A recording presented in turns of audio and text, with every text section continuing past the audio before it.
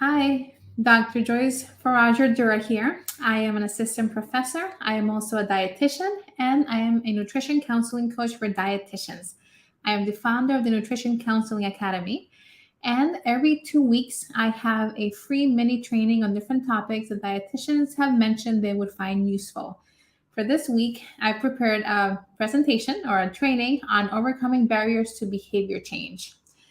If you're not familiar with what I do or my communities, you can go ahead and join my Facebook community, Nutrition Coaching and Counseling for Dietitians. You can follow me on my YouTube channel, and you can also follow me on LinkedIn or on Instagram for Nutrition Counseling Academy.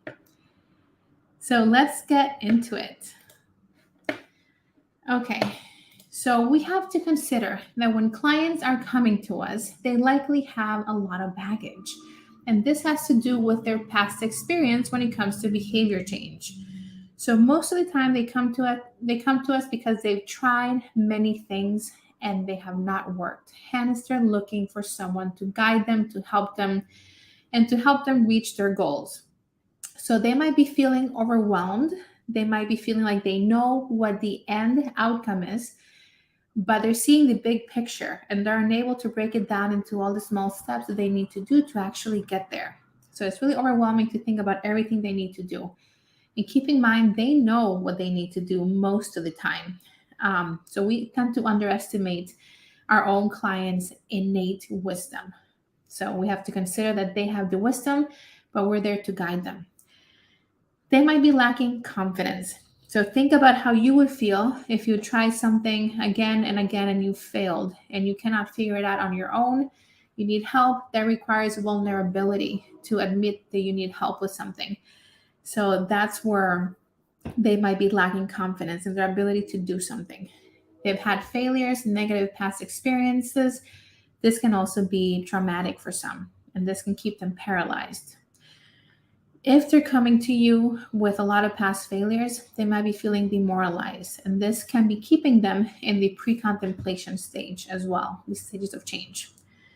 They might be lacking knowledge, which is the case with some individuals, but if that were the only reason why someone looks for your help, and then nutrition education should be, helping fill that gap, most often than not, it's going to be nutrition counseling and support of their behavior change journey, knowing how to support them when they're struggling. That's going to be the biggest thing that's going to have an impact on their success. Nutrition education is a part of it, but many times it won't be enough. So we tend to confuse nutrition education with counseling, and they're two separate but complementary things. They might be lacking their own ability. So we have to assess what they need, what type of support they need. Do they need our support? They need additional support. Do they need, in addition to education, do they need training on skills? Do they need to enhance their abilities to be able to do something? What do they need so they can also be able to troubleshoot and problem solve on their own? They probably have low perceived self-efficacy. So think about whenever you want to tackle something new. If you think that you can do it, you're more likely to start doing it. But if you think you're not able to, for whatever reason, you're probably not going to do it. You won't be successful at it because you're getting in your own way. So, perceived lack of self efficacy is the number one, I think, barrier to behavior change. If someone perceives they cannot do it, they're not going to do it. They might know all the things they need to do, but don't know how to prioritize them or where to start. Again, they're seeing the big picture. How do we get them not from A to Z, but from A to B, B to C, C to D, baby steps? How can we help them prioritize what's important to them, figure out what they're ready to tackle, break it down into manageable steps, and support their movement towards each subsequent step? They might be seeing too many barriers. When someone is indecisive about making a behavior change, it's because of many of these things, but they might be perceiving the barriers to be way too high and they cannot overcome them. So that's where we have to assess barriers to be able to figure out what they think can get in the way, what has been getting in the way right now, what has gotten in the way in the past, and how can we overcome those barriers. So that's where we come in. We are going to be the experts in nutrition. We can help support them with medical nutrition therapy, provide suggestions and ideas for interventions, but we have to consider that our clients are going to be the experts of their own lives. So we have to tap into their innate wisdom and work together as two experts in this session to work collaboratively until we are able to troubleshoot, problem solve, and together figure out the next steps to get them to where they want to be. So I have this little drawing here that I really like. It's an illustration by the Instagram artist Alex Masage. It's in Spanish. I also wrote it in English. So it says, the little figure on the left says, I'm not making progress because I'm overwhelmed. And then if you go to the right, the little figure says, I'm overwhelmed because I'm not making progress. So we have to consider that people are stuck for many reasons. And when they come to us, they're likely stuck. And we have to figure out what's going to be the best intervention to get them unstuck. So why aren't clients changing their behavior? These are some of the top reasons. There are more, but I just have as many as I could fit into this one slide. So does the client believe they can change their behavior? And what can we do about it? It's going to be up to us to assess their beliefs and their attitudes towards behavior change. What has been their experience in the past? At what point have they felt like giving up? What needed to be different for them to be successful with past attempts? What would need to be different this time so that they are successful? How can you make a difference in their behavior change journey?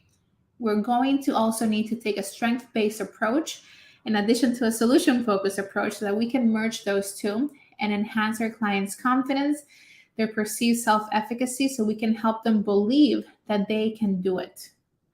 We're not doing the work for them. It is up to them. The burden or responsibility for change should be on their shoulders. But we are going to be there as coaches, as guides, so that they know that they actually have it within them. We have to bring that out. We have to highlight those strengths, those past strengths, those qualities that they might have, those traits that they might possess. And we have to show it back to them so that they know that they've been able to do hard things in the past and they can do this too. Number 2, have we spent enough time evoking behavior change? If you are familiar with motivational interviewing, there are usually 4 types of conversations we tend to have. There's engaging, to build rapport at the beginning, to earn their trust, to connect. Then we have the focusing, where we choose a target behavior change. Then we have the evoking stage. And then we have the planning. The evoking stage is where we are going to ask our clients why they chose the area that they chose to focus on and why is that important to them. What would be different in their lives if they were successful by making that one change? And why is now the time to make that change? These questions are going to be open-ended questions, are going to evoke the client's intrinsic motivation. They're going to start talking about reasons for change, their desire for change, why it's important for them to change. And this in turn is going to be what we reflect back to them. So they're going to be hearing themselves talk about why they need to change. And the more of this change talk they hear, the more likely they are to actually change. So basically, we're helping them talk themselves into change. And if we go straight from focusing to planning and we jump over the evoking stage, we might have someone that leaves our session with a very nice plan, a smart goal to work on, but very little motivation. What do you think is going to happen then? Okay. Next one is, are clients perceiving their efforts to be worth it? Do they think that if they start making this change, it's actually going to pay off for them? Are they going to see the benefits? Are the benefits going to be more important or they're going to weigh heavier than the cons? So we have to make them see that whatever effort they put into it, it's actually going to yield results. And it's going to be something that we need to talk about with them. When it comes to managing expectations and choosing some of the goals, especially at the beginning, they have the highest return on investment. So they start to see some changes. Have they regressed in their stage of change, or are they not ready? If they're coming to you with lots of failures, they might be demoralized. That's one of the dynamics that's happening within the individual when they're in the pre-contemplation stage. We want to be able to get them into the next stage, which is contemplation. They're deciding whether to make that change or not. And then we can get them into the preparation. They're thinking about making a change. They're tired of inaction. And when they are too tired of inaction, they're ready to move into action. That's when they start implementing behavior. That's where we go in and support them, troubleshoot what needs to change for them to be successful, to keep this up, to be consistent. Then they go into maintenance.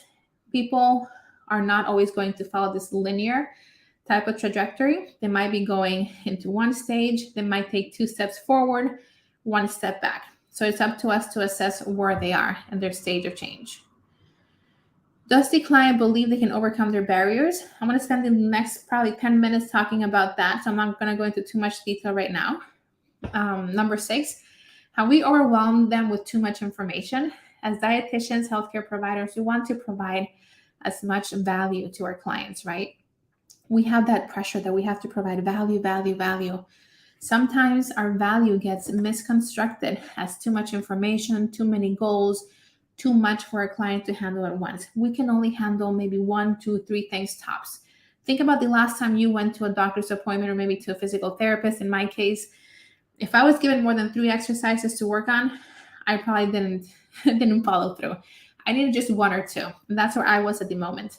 So we have to assess where our clients are and make sure we're only tackling 1 or 2, no more than 3 changes at once, because clients are more likely to be successful if they leave our office feeling very confident in their ability to do 1 change than leaving with 2 or 3 goals to work on, but not really quite sure they can do that. Is the plan personalized? We are personalizing at this point. It's not a cookie cutter approach, right? And the more active our clients are in our sessions, in our discussions, the more personalized the plan is going to be. So we have to make sure we're keeping them engaged. Is it practical? Is it doable? Is it within the client's means and abilities? Something to keep in mind. And lastly, does the client have the appropriate knowledge, attitude, support, and or environment to sustain change? There's only so much they can do on their own. They need to have all of these different things in place to be able to support successful long-term change. So do they need family, friends, colleagues, maybe a local community for support for a particular behavior change? Maybe they want to start walking. Maybe they might be joining the town walking community or walking group to help them. Maybe they need an accountability buddy. Know that you should not be the only support in the support system for your clients. They should be actively searching what support they need and how to get it. Okay. And the environment, that's a big one. For environment, if someone starts a behavior change journey and the environment is not appropriate to make change easy, it's going to be overwhelming. They're not going to be able to keep it up. You have to have discussions about how the environment needs to be changed and adapted to support their behavior change goals. Okay, so now let's go into barriers. As part of our tool set, or our skill set, should I say, we need to be able to know how to assess barriers for our clients. And there are a few things that we have to know about barriers. There could be tangible barriers like finances or transportation, but there could also be intangible barriers like psychological barriers, attitudes, mindsets, and we have to be able to assess this, someone's attitudes towards behavior change. When someone has an all or nothing mentality, this means it's very rigid thinking. Everything is black or white. They either are perfect at doing something or they don't do it at all. And this is going to be one of the leading causes for someone to give up on their behavior change journey. We have to talk to them about being flexible and doing some self-reflection to assess where there was some progress, even if it's just mental progress, because that counts as well, and where there were some wins. Because people tend to focus on the things that they did wrong, the things they didn't do, and those tend to stick with them more. But when we start identifying some of the wins, no matter how small, that can start to, balance out this type of rigid thinking so that it's becoming a little bit more flexible. And that's what we need for long-term maintenance. They might be lacking their risk perception. So maybe they think that their current behaviors are not causing any harm. This is when someone is in pre-contemplation. They either do not know or they're in denial. So if they believe their current behaviors are not causing them any harm, it means that they have not had any adverse consequences of their current behavior. So it's going to be up to us to plant that seed as to how could their current behaviors help support their health, but also how could their current behaviors be increasing their odds of developing a particular chronic condition in the future. So if someone is in this lack of risk perception, they're not perceiving the susceptibility to a particular condition or the severity. So it's up to us to just plant a seed and get them thinking about what they're doing and whether that's going to be beneficial or not down the road. It might be 5-10 years from now. It doesn't have to be immediate. Then we also have to think about what their current habits are doing for them. Whatever habits people have that we might be working towards changing are likely playing a role in their life. So what role are those habits playing? And if we're trying to get them to change a particular habit, what are they going to replace that with? What do they need to be able to cope with whatever that habit was, what need that was meeting? So we have to have these conversations with them. How can change be the attractive option? When we think about behavior change, and whenever the smallest thing gets in the way, we tend to retract into what feels most comfortable. So change can be really uncomfortable for most of us actually. Our brain wants to go to what we're used to what we feel comfortable with. So we have to think about how to make our new change or their new change the most attractive and easier decision. For example, we could use something like temptation bundling. I think that's what they call it. So this one, let's say you want to start a habit of walking, but you also really, really enjoy watching a particular show. So you could tell yourself, I'm only going to watch the show after I've met my walking goal for the day. Or you could pair it together. I'm only going to watch this show if I'm walking on the treadmill or the elliptical. And that's one way to mix or join something that they really like and look forward to with something that they're trying to create a habit for. What is their attitude towards gains or losses? And again, we tend to focus too much on the losses and not enough on the gains because we tend to expect more gains. So there might be a time when there might be not enough progress for someone to be able to feel good about what they're doing, and they tend to focus on the losses. So we have to think about what else can we have them focus on that's not going to be their long-term gains. So for example, if someone's following a heart-healthy diet or they're walking more, their goal might be to avert heart disease, right? Or to not get a stroke. But what will be more immediate? What will be a more immediate short-term reward to reinforce that behavior? Maybe they could be keeping track of their blood pressure readings, even though that's still an outcome. They could be looking at how walking or eating more fiber can help them feel. So how are they feeling? Are they feeling better, more energized? Can they sleep better? Is their anxiety levels reduced, lower depression? What else can they look at when they do that self-evaluation to see how that walking has affected other aspects of their life? How small changes have impacted other aspects of their life that don't have to do necessarily with reducing risk of stroke, because that's a long-term outcome. Okay. Discuss and manage expectations. This is a big one. Everybody comes to us with some expectations. So it's going to be up to us to discuss what those expectations are and to manage them so they're more realistic. I really like this quote, and you can use it anytime. You could say, typically, it takes this amount of time for clients who are consistent with their efforts to see results for X, Y, or Z. That being said, everyone is different, so it's important to focus on behaviors, which is something that we can actually control. This goes to say that we should be focusing on behavior related goals and not on outcomes. The things that we can control are most likely our behaviors.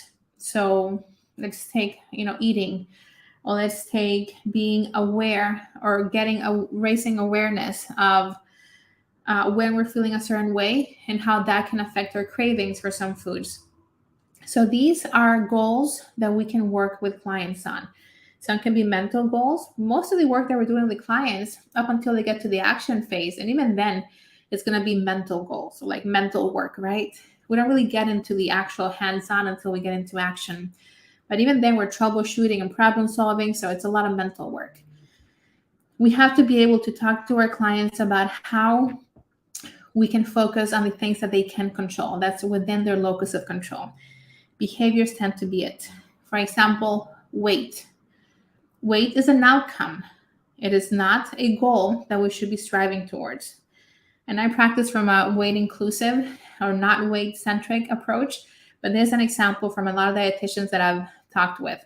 Clients tend to be so focused on the scale and the number on the scale, but that is actually just a side effect of all the things they're able to do. So they're able to control their behaviors. How can those behaviors get them closer or farther from the outcome? But focusing on tracking those behaviors and how consistent and how frequently they're doing those behaviors is what's going to get them closer or farther from the desired outcome. So whenever possible, focus on the process and the behavior and have those be the goals, not the outcome. Okay, and this one is using a confidence ruler. If you're familiar with motivational interviewing, we tend to use confidence rulers to assess readiness, but also to assess someone's confidence. And I like using this to assess how confident someone is in their ability to meet a particular goal. Let's say you have a SMART goal planned. Your client's going to be walking 15 minutes, 3 days a week, Monday, Wednesday, Friday, as soon as they wake up, before starting their day. So then once you've discussed this goal with them, I would ask them on a scale of 0 to 10, you can even make it 0 to 100. How confident are you that you can meet this goal of walking 3 days a week, Monday, Wednesday, Friday, 15 minutes each day when you wake up? How confident are you on a scale of 0 to 10? If they say anything below a 10, you know that there's a barrier there. So you want to ask them, what would need to happen for you to be closer to a 10? What would need to change for you to be at a higher number? Maybe they need to modify it. Maybe it should be 2 days a week to start off with. Maybe 1 day a week for 5 minutes. If you know that they're at a 7 or a 6, lots of things could be getting in the way. If they are at a 10, then I would probably ask them, okay, so you're pretty confident, but hypothetically speaking, if you were to have a stressful week and things don't go as planned, what can we do to troubleshoot so that you're still feeling like you're on track? So we're going to take the regular scenario, but also hypothetically, what would happen if you have an off week? How can we troubleshoot to keep you back on track? And it's going to be really important to also talk about past successes. Let me see what I have here. Yeah. So assess what support, knowledge, skills, or change in environment they need to be successful. These may be tangible or intangible. But I really wanted to get to the point where we need to assess their attitudes towards behavior change. And this goes to talking about what has gotten in the way in the past. So what past barriers they've had. And also ask them about their mindset and attitude. Like in the past, at what point did they feel like throwing the towel and giving up? What happened? So you get to know what has gotten in the way to the point of them dropping a behavior entirely. You also need to ask them what needed to be different for that behavior to be sustainable. What had to change for you to feel like you could keep on doing it? What can be different this time, and how can I support it to make it a different experience for you? So you're getting to assess their attitudes towards behavior change from past experiences, while also acknowledging that, behavior change is not easy. It's difficult. If it was easy, everybody could do it. But you're going to be there. It's going to be different because you're going to be there to support them, and you're going to know this information. And you're going to have the right tactics to be able to support them through their behavior change. So those are my tips for helping your client overcome their barriers. And this is just, like I mentioned, one out of probably 10 or 20 different things that can get clients stuck. So if you're interested in learning more about behavior change science and motivational interviewing and nutrition counseling strategies to make your sessions more effective, go ahead and send me a message or follow me on Facebook or on Instagram or on LinkedIn. I have created a program called the Elevated Nutrition Counseling Blueprint, Your Ticket to Higher Client Retention, where I have a lot of pre-recorded modules. I have a workbook that goes with it. I have tons of scripts and handouts, And this can be bundled with live coaching, which is where we troubleshoot case discussions, case consults, where we go over different scenarios, where we practice some of those skills, and I can give you personalized feedback. I also provide one-to-one coaching if you need someone to help you with challenging cases. How do you best support your clients? I also provide trainings to private practices for dietitians, and I also review client sessions. This can be real sessions or they can be mock sessions. And these are all in addition to my program. So if any of these sound like things that you might be interested in, go ahead and send me a message. We'll be starting the next round soon. And thank you for watching. Let me see, how do I stop this? There we go.